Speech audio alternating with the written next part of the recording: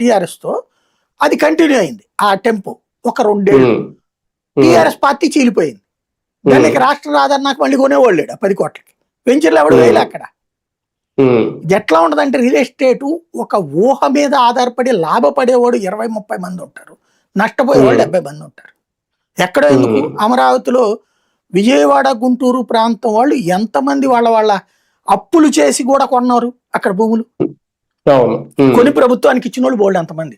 దాని తర్వాత ఇక్కడ అనేక మంది వస్త్ర వ్యాపారులు ఐపీ అనౌన్స్ చేసుకున్నారు విజయవాడ. ఎందుకని అక్కడ మొదట్లో 50 లక్షలు కోటి ఉన్నప్పుడు కొనలేకపోయాం, 10 కోట్లకు తీసుకెళ్లిపోతాడు చంద్రబాబు అని నమ్మేసేసి 2 కోట్లకు 3 కోట్లకు కొన్నోళ్ళు ఉన్నారు.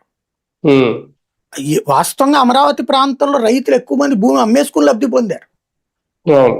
ఈ మిగతా ఉన్నదో 10% మంది పాపం వాళ్ళందరూ తెలుగుదేశం ప్రేమికులే, స్థలాలు అక్కడ ఉంచుకున్నోళ్ళు. మిగతా వాళ్ళందరూ అమ్మేసేసుకుని లబ్ధి పొందేశారు వాళ్ళు ఆల్రెడీ. అప్పుడు దాకా అంతకు ముందు పల్నాడు ఏరియాలో 3 లక్షలు 4 లక్షల ఎకరం, ఇప్పుడు 10-20 లక్షలు 30 లక్షలు చెప్తున్నారు.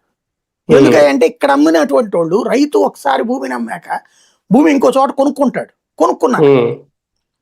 అలాగే 10 ఎకరాలు కొనేసారు వీళ్ళు. అంటే 1 కోటి రూపాయలు చేతికి వచ్చింది అనుకోండి, ఓ 3 ఎకరాలు అక్కడ కొనుక్కుని మిగతా అది బ్యాంకులో డిపాజిట్ చేసుకున్న వాళ్ళు ఉన్నారు, అలా సెటిల్ అయిన వాళ్ళు ఉన్నారు. ఆ విధంగా చంద్రబాబు గారు లైఫ్ ఇచ్చారు కొంతమందికి. కాకపోతే ఏంటంటే తర్వాత ఏమైంది, 4 కోట్లకి వెళ్ళిన భూమి 40 లక్షలు పోలేదా? ఎక్కడ ఎందుకు ఇప్పుడు మొన్న